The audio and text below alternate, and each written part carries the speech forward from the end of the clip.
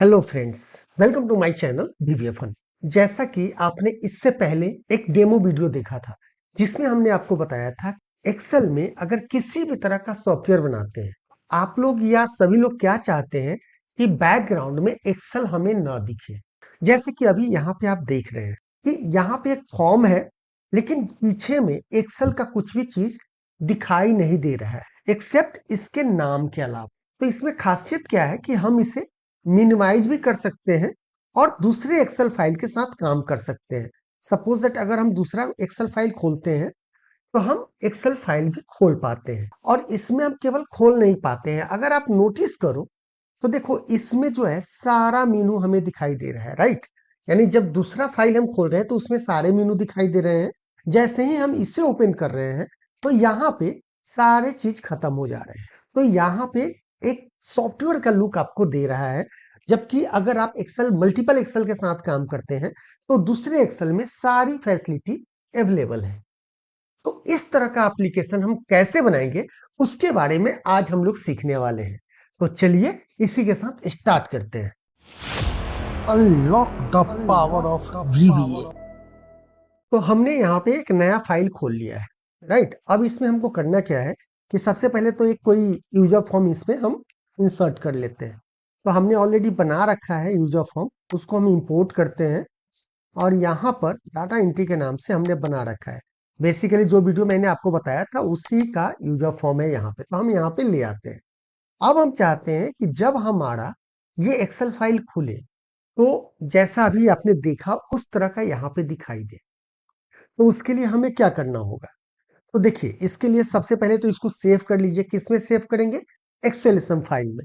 तो हम इसे जाते हैं और सेव करते हैं और मोर ऑप्शन में जाएंगे। हम इसे अभी डेस्कटॉप पे रख लेते हैं। Hide Excel without visual property, यानी जैसे हम यूज करते हैं ना कि application dot visual equal to true और फॉल्स, उससे क्या होता है एक्सेल पूरा मिनिमाइज हो जाता है, खत्म हो जाता है, नीचे एक्सेल नहीं दिखता है, जिससे कि अगर मुझे दोबारा ओपन करना हो तो नहीं देख पाते हैं। तो इसीलिए हम इसका नाम ये दे रहे हैं। अब हम सेव कर लिए, राइट। अब हम मान लो कि जब हमारा वर्कबुक ओपन हो तो क्या होना चाहिए? ये यूजर फॉर्म रन करना चाहिए, राइट। तो इसके लिए हम क्या करते हैं? सिंपल वर्कबुक में जाते हैं, दिस वर्कबुक, राइट। और यहाँ पे वर्कबुक में क्लिक करते हैं और यहाँ लिखते हैं user form one dot show, right. अब यहाँ पे आपने रन किया इसको, ये दिखना शुरू हो गया।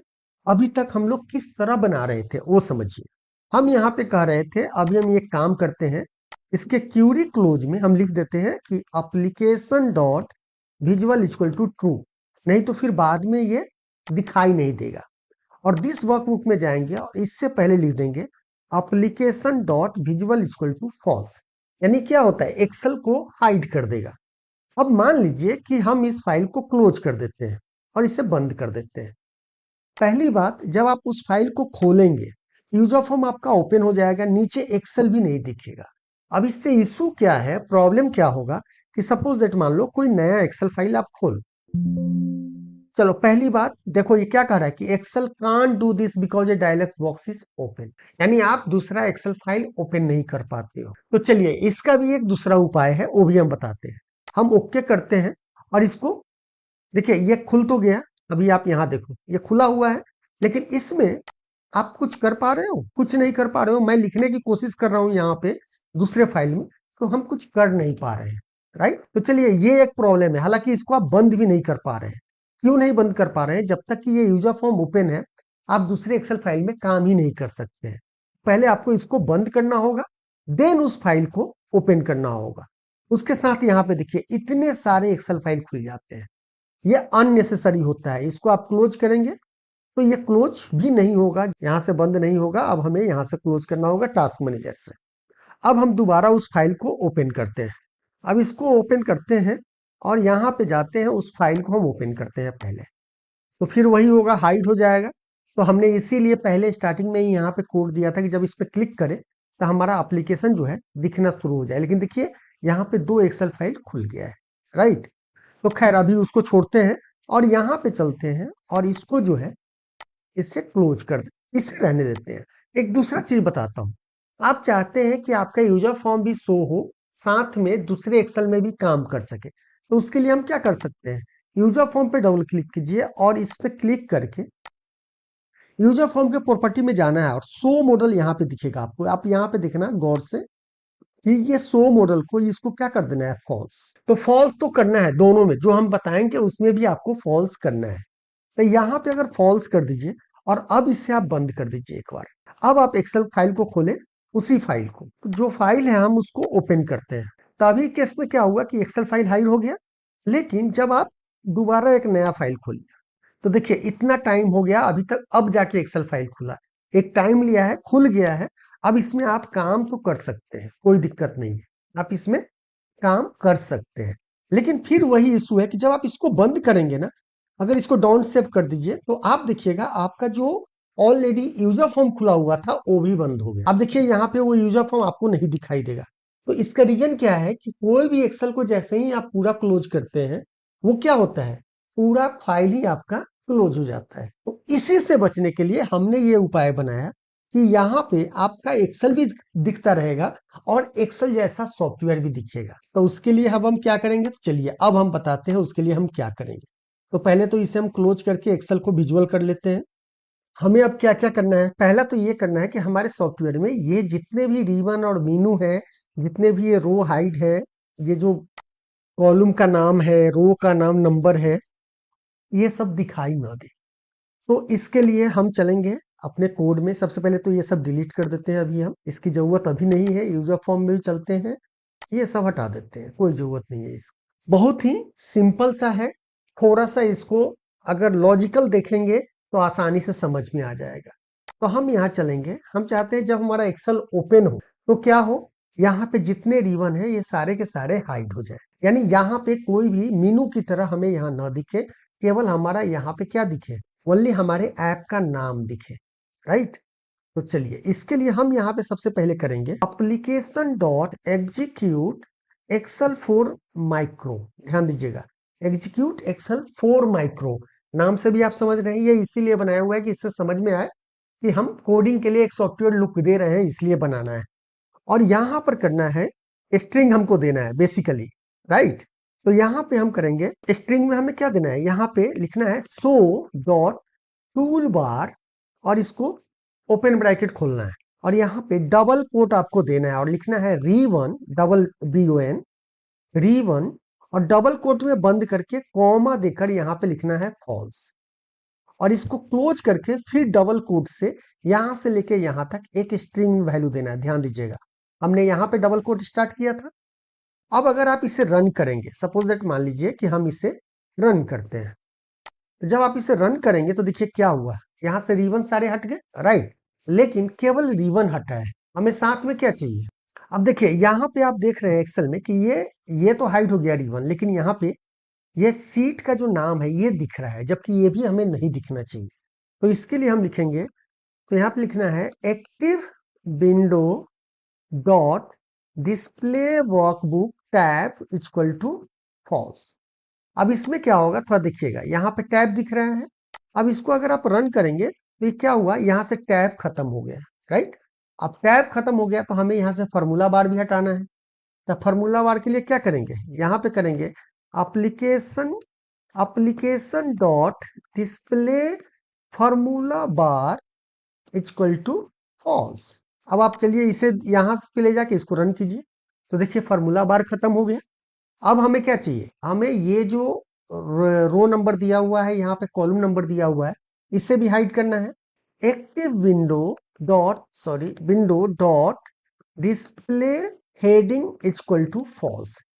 हेडिंग किसका, सीट का। तो यहाँ पे देखिए सीट अभी दिख रहा है, ABCD दिख रहा है, उधर 1 2 3 दिख रहा है। तो हम इसे यहाँ ले जाते हैं और इसे रन करते हैं। तो आप देखिए यहाँ से वो भी हट गया, अब सारा केवल क्या दिख रहा है, यहाँ पे सीट दिख रहा है, साथ में यहाँ पे स्क्रॉल भी दिख रहा है। देख रहे हैं आप, ये स्क्रॉल दिख रहा है, मुझे ये दिख रहा है, ऐसे ऐसे कर रहे हैं तो ये जा रहा है, प्लस ये ऊपर नीचे हो रहा है। तो हम चाहते हैं स्क्रॉल बार भी हट जाए, क्योंकि ये सॉफ्टवेयर का लुक देना है। हम यहाँ पे करेंगे, अब इसे बड़ा कर देते हैं, application dot display scroll bar equal to false. अब आप इसको यहाँ से रन कीजिए, आप तो देखिएगा यहाँ से स्क्रॉल बार भी हट गया। तो आप देखिए यहाँ पे अब कुछ भी दिखाई दे रहा है, नहीं दिखाई दे रहा है। लेकिन अभी ये काम खत्म नहीं हुआ है, क्योंकि इसके साथ एक मेजर प्रॉब्लम क्या है कि सपोज दैट मान लीजिए कि आपने एक दूसरा एक्सेल खोला, तो देखिए एक्सेल खुल तो गया, लेकिन इसमें भी वो सारे चीज गायब हो चुके हैं। हमने कोड क्या लिखा था, कोड दिखेगा, जो जो एक्टिव विंडो था उसमें क्या है, सीट टैब दिखना बंद हो गया। तो दूसरे वाले फाइल में आपका क्या हो रहा है, यहाँ पे रो नंबर तो दिख रहा है, कॉलम नंबर दिख रहा है, लेकिन यहाँ पे कोई मीनू नहीं दिख रहा है। लेकिन हमको ये तो नहीं करना है ना, हमें दूसरे एक्सेल के साथ काम करना है। तो दूसरे एक्सेल के साथ काम करना है तो हम ऐसे क्या करें इसमें। तो बहुत ही सिंपल है, समझिए क्या करना है। इसी को आप कॉपी कर लीजिए और यहाँ पे कर दीजिए user form one dot show. Right, अब इससे क्या है कि आपको एप्लीकेशन हाइड भी करने की जरूरत नहीं है। जो बार बार फंसता है एप्लीकेशन, कभी कभी application dot visual equal to false करने पे वो चीज प्रॉब्लम अब खत्म हो जाएगा। अब इसको आप कॉपी कीजिए और यहाँ पे जाइए और डीएक्टिवेट, सीट डीएक्टिवेट जाके इसको पेस्ट कर दीजिए और जहां जहां फॉल्स है वहां ट्रू कर दीजिए। राइट, तो सबको जाके हम ट्रू कर देते हैं। इतना ही इसका मेजर है। अब इसको हम बंद कर रहे हैं। अब एक दूसरा एक्सेल फाइल हम ओपन करने जा रहे हैं। तो अभी आप देखिए, एक्सेल फाइल हमने जब ओपन किया तो इस बार आप देखेंगे, जब दूसरा, ये तो दूसरा है, ये जब दूसरी बार खुला दूसरा एक्सेल फाइल, तो आप देखिए क्या हो रहा है, ये मेनू दिख रहा है। लेकिन जैसे ही आप इसको ओपन कर रहे हैं तो यहां पर क्या हो रहा है, कोई चीज नहीं दिख रहा है। अब क्या है कि एक्टिवेट होने पे ये इसका फॉर्मूला बार खत्म नहीं हो रहा है। तो हम क्या करेंगे, यहां पर जाएंगे और इसी कोड को कॉपी कर लेंगे जो वर्कबुक ओपन वाला था, और इसमें करेंगे कि जब ये सीट एक्टिवेट हो, सीट जब एक्टिवेट हो तो क्या हो, सेम चीज ये रन हो जाए। क्या चीज, जो हमने ओपन के टाइम दिया था। अब आप इसको बंद कर दीजिए, इसे सेव कर दीजिए और सबको बंद कर दीजिए। इसे भी हम बंद कर देते हैं डोंट सेव करके। अब हम अपने उस फाइल को ओपन करते हैं। तो हम चलते हैं, एक्सेल खोलते हैं और इसमें जो हमने हाइड वाला फाइल बनाया था इसको हम ओपन करते हैं। तो यहाँ पे जब हम इसे ओपन कर रहे हैं तो अभी देखिए आपका सारा यहाँ पे हाइड हो गया और ये यूज ऑफ फॉर्म आपका दिख रहा है। अब आप कहेंगे कि यहाँ पे ये सब दिख रहा है, इसको हटा दीजिए। तो देखिए यहाँ पे आप इमेज लगा सकते हैं या इन सब को सिलेक्ट करके आप क्या कीजिए, मर्ज कर दीजिए। तो मर्ज करने के लिए क्या करना होगा आपको, राइट क्लिक जाइए और यहाँ पे हम कर देते हैं मर्ज। अब मर्ज का ऑप्शन यहाँ आ रहा है कि नहीं आ रहा है, कि हमें मीनू देखना होगा। हमें मीनू देखना होगा तो सबसे पहले हम चलते हैं दिस वर्कबुक में और इस वाले पे क्लिक कर देते हैं पहले एक बार। यूजर फॉर्म को हम हटा देंगे, जब डीएक्टिवेट हो तो हमारा यूजर फॉर्म ना शो होना चाहिए। सीट एक्टिवेट पे हमारा स्क्रॉल बार दिखना चाहिए और जब वर्कबुक ओपन हो तब इस यूजर फॉर्म आपका दिखना चाहिए। तो अभी आप देखिए यहाँ पे सारा कुछ दिख रहा है, तो इसको कर दीजिए मर्ज। इसे भी मर्ज कर दीजिए, राइट, यहां से लेके यहां तक चलिए, इसे भी मर्ज कर दीजिए। अब इसे सेव करके आप बंद कीजिए और दोबारा ओपन करते हैं इसे। तो देखिए पूरा एप्लीकेशन की तरह आपको दिख रहा है। आपको दूसरा एक्सेल फाइल खोलिए, आप यहीं पे जाइए, ये तो खुला हुआ है ही, यहाँ पे न्यू कीजिए, एक नया एक्सेल फाइल खुल गया। इसको आप यहाँ से बंद भी करेंगे तो देखेंगे आपका ये फाइल क्लोज नहीं हुआ, नहीं हो रहा है, डन।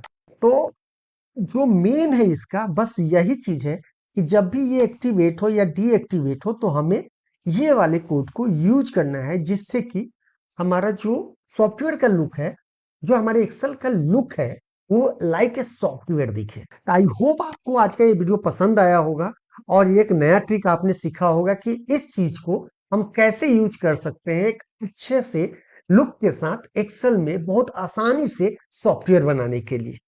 तो इसी तरह हमारे चैनल को फॉलो करते रहिए कुछ नए नए ट्रिक सीखने के लिए। और अगर आपके पास कोई सजेशन हो, कोई फीडबैक हो, तो प्लीज कमेंट में जरूर डालें। इसी के साथ धन्यवाद।